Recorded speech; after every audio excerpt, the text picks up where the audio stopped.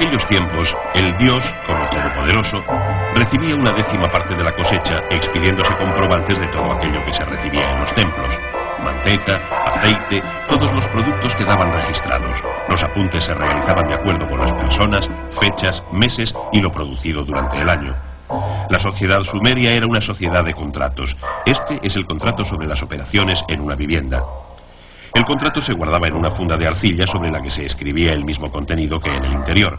Entonces era sellado por el expedidor con un sello cilíndrico.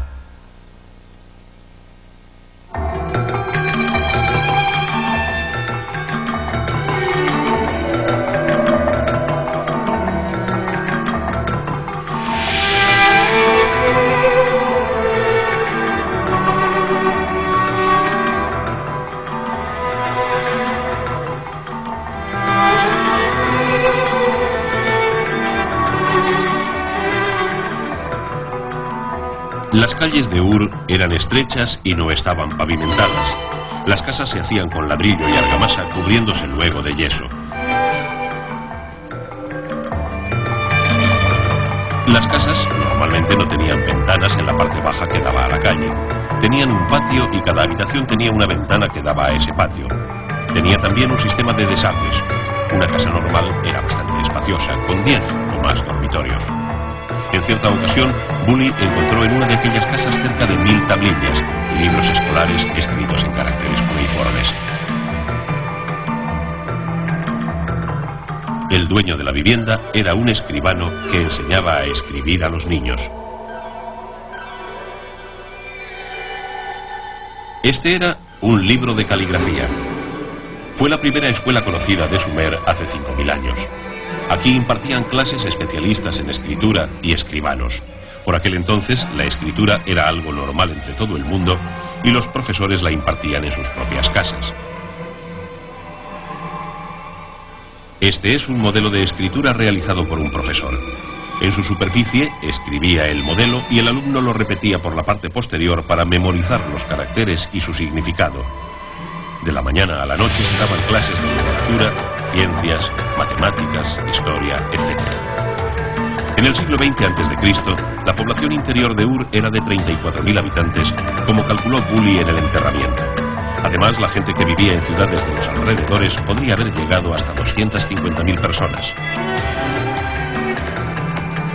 Se creó la poesía épica y el arte de escribir. La vida en Ur iba más allá de lo que podemos imaginar como posible hace 4000 años. Sistemas administrativos cívicos y muy desarrollados, actividades financieras, todo bajo la más antigua de las leyes del mundo, el Código de Ur-Nammu. La tercera dinastía de Ur alcanzó su máximo esplendor. En el 2400 a.C., los sumerios fueron derrotados por la invasión del Elam.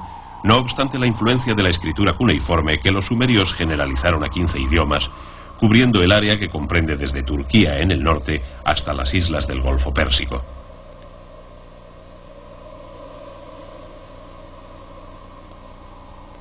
El lenguaje sumerio sobreviviría 2000 años como la lengua de los poetas y eruditos, mucho después de que el país desapareciese, en un proceso similar al del latín. En el norte de Mesopotamia, antigua colonia sumeria, una nación se hizo con el poder, un milenio después de que cayese Sumer, llegando a ser el estandarte del desarrollo.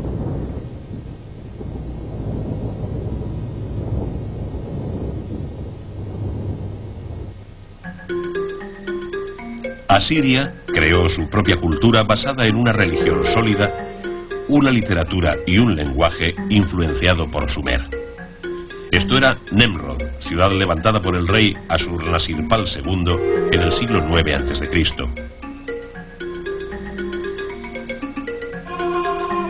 Los trabajos de excavación se han venido desarrollando aquí desde hace 150 años. Como resultado, se ha dilucidado paso a paso gran parte de la historia de Mesopotamia.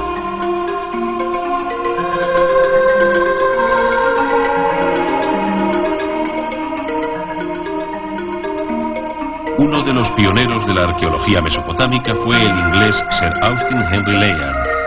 Layard comenzó sus excavaciones sobre Mesopotamia en 1845, aquí mismo, en el emplazamiento de Nemrod.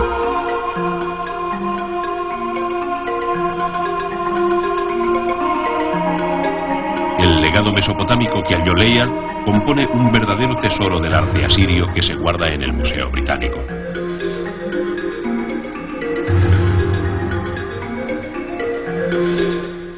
El rey Ashurnasirpal fundó el imperio asirio y derrotó a Mesopotamia en el siglo IX a.C. Esta escultura adornaba el palacio de dicho rey en Nemrod.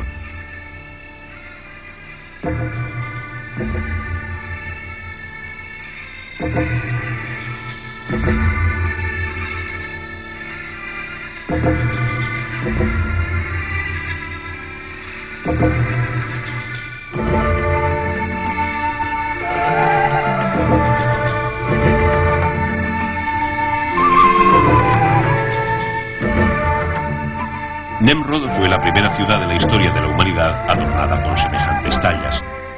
Nemrod fue la capital del rey Ashurnasirpal II, quien fundó la ciudad a la vera del Tigris, abriendo una red de canales en el siglo IX a.C.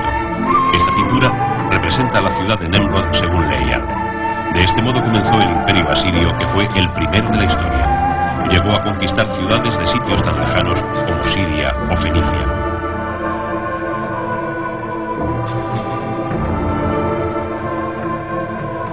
Este relieve de la escena de la batalla del rey Ashurnasirpal II fue hallado por Layard.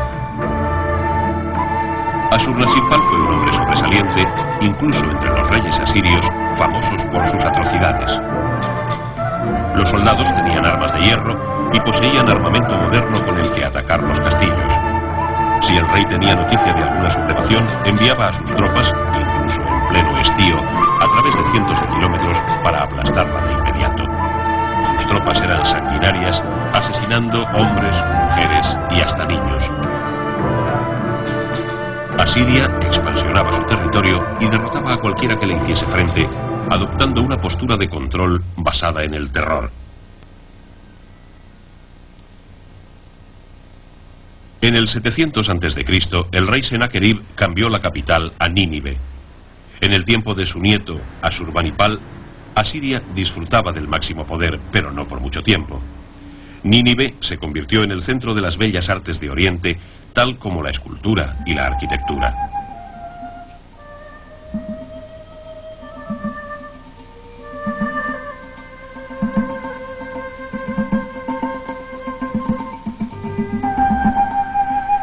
Este relieve refleja la caza del león realizada en el palacio de Ashurbanipal.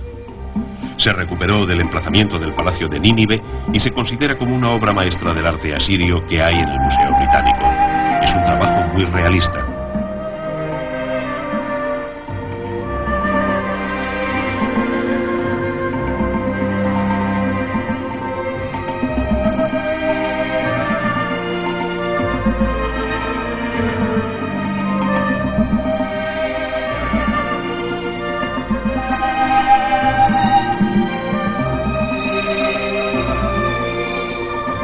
Bien por órdenes del rey, bien por voluntad del artista, se hizo una corrección para acortar la cola que todavía hoy se puede apreciar. Ningún león es idéntico a otro en esta obra. Todos tienen rasgos propios. Con cada león se hizo una representación diferente de movimiento y se introdujo una nueva perspectiva. La obra entera nos indica que en ella trabajaron varios artistas para repartir el esfuerzo y trabajar mejor el detalle, en donde lograron una impresionante calidad.